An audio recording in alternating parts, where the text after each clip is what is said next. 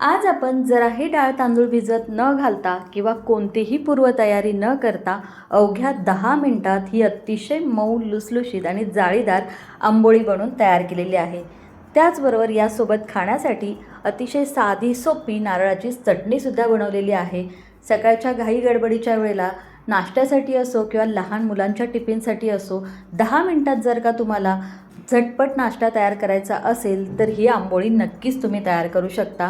तर डाळ तांदूळ न भिजत घालता सोप्यात सोप्या पद्धतीने झटपट आंबोळी कशी करायची ते बघूयात।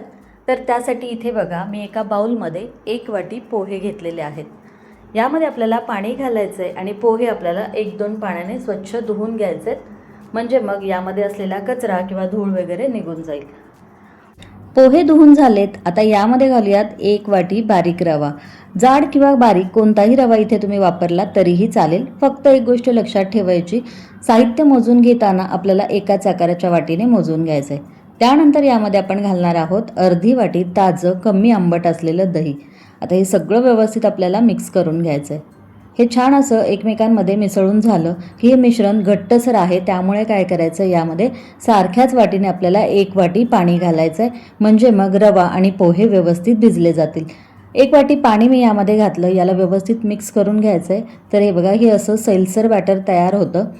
पोहे आणि रवा व्यवस्थित भिजावा म्हणून काय करायचं, हे छान असं मिक्स करून झालं की यावरती आपल्याला झाकण ठेवायचं आहे आणि एक 10 मिनिटं आपण याला असंच ठेवून देणार आहोत।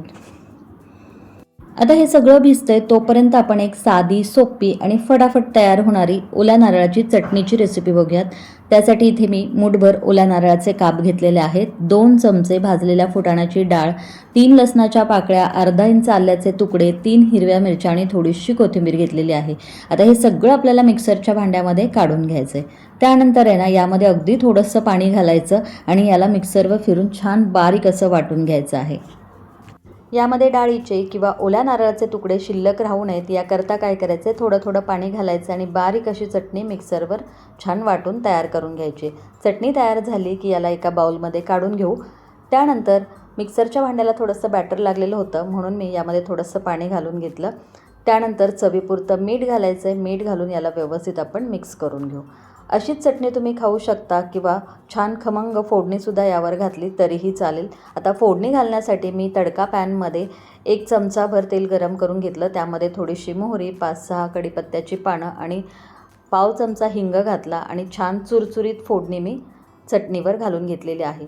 फोडणी घातल्यानंतर याला मिक्स करून घ्यायचं। तर अशा पद्धतीने अगदी फटाफट आणि चविष्ट अशी ओल्या नारळाची चटणी आंबोळीसोबत खाण्यासाठी तयार झाली। याला थोड्या वेळासाठी बाजूला ठेवून देऊ। आता तोपर्यंत इथे बघा आपण मगाशी पोहे आणि रवा दही घालून भिजत ठेवलेला होता, तर हे सुद्धा अगदी व्यवस्थित भिजलेलं आहे आणि हे मिश्रण सुरुवातीपेक्षा आता थोडंसं घट्टसर झालेलं आहे। रवासुद्धा भिजल्यामुळे छान फुललेलं आहे।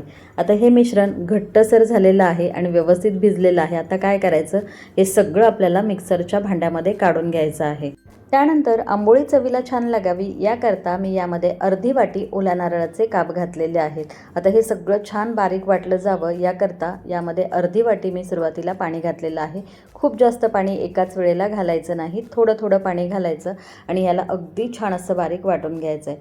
तर हे बघा हे मी मिक्सरवर फिरवून घेतलं आणि हे असं वाटून घेतलेलं आहे। यामध्ये आणखीन थोडेसे नारळाचे काप शिल्लक आहेत आणि त्याचबरोबर मिश्रणसुद्धा थोडंसं घट्टसर आहे, त्यामुळे मी अजून अर्धी वाटी मी यामध्ये पाणी घातलेलं आहे आणि पुन्हा एकदा याला आपल्याला मिक्सरवर फिरून घ्यायचं आहे। तर हे बघा मिक्सरवर फिरून हे असं मी छान एकसंध दाटसर असं आंबोळीचं बॅटर तयार करून घेतलेलं आहे। आज आपण डाळ तांदूळ जराही भिजत न घालता अतिशय सोप्या पद्धतीने ही आंबोळी तयार करतोय, त्यामुळे 1 मिनिटभराच्या आत आंबोळीचं हे असं आपलं फटाफट बॅटर बनून तयार होतं।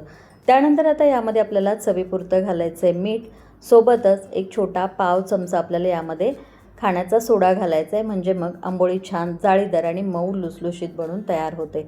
आता याला एकाच डायरेक्शनमध्ये छान असं फेटून घ्यायचं आहे, म्हणजे मग हे बॅटर जे आहे ते मस्त हलकं फुलकं होतं आणि आंबोळीसुद्धा छान जाळीदार आणि मऊ लुसलुशीत बनून तयार होते।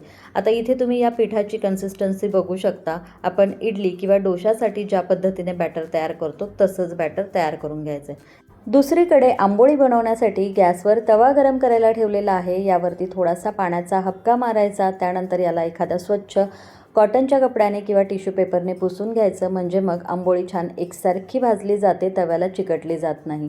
आता यावरती पळी ते 1.5 पळी आपल्याला बॅटर घालायचं आहे. खूप जास्त याला पसरायचं नाही, आंबोळी बनवते त्यामुळे थोडंसं याला आपल्याला जाडसरच ठेवायचं आहे.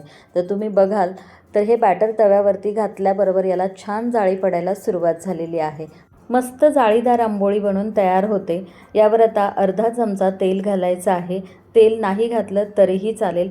गॅस मंद ते मध्यम ठेवायचा, यावर झाकण ठेवायचं आहे आणि 2 मिनटासाठी आंबोळी आपल्याला छान भाजून घ्यायची आहे.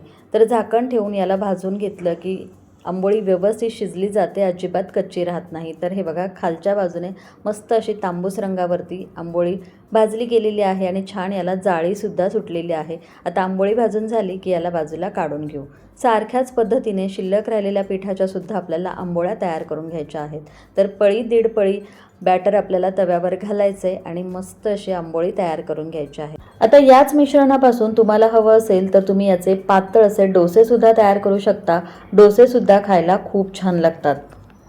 तर अशी ही मऊ लुसलुशीत हलकी फुलकी आणि जाळीदार दुसरीसुद्धा आंबोळी या ठिकाणी आपली बनून तयार झालेली आहे. आपण घेतलेल्या एवढ्या प्रमाणामध्ये जवळपास एक 7 ते 8 आंबोळ्या बनून तयार होतात. इथे मी तुम्हाला दाखवण्यासाठी 2 आंबोळ्या फक्त तयार करून घेतलेल्या आहेत. मस्त अशी ओल्या नारळाची खमंग चटणी आणि जाळीदार मऊ लुसलुशीत पोह्याची आंबोळी खाण्यासाठी तयार झालेली आहे. आज आपण जराही डाळ तांदूळ भिजत न घालता ही अशी छान मऊ लुसलुशीत आंबोळी बनवून तयार केलेली आहे. अवघ्या 10 मिनिटात तयार होणारा नाश्त्याचा असा हा बेत तुम्हीसुद्धा नक्कीच करू शकता. झटपट बनवून तयार होतो, खायलासुद्धा खूप छान रुचकर लागतो. एकदा नक्की करून बघा आणि आजची ही रेसिपी तुम्हाला कशी वाटली हे कमेंट्स बॉक्समध्ये कमेंट करून सांगायला अजिबात विसरू नका.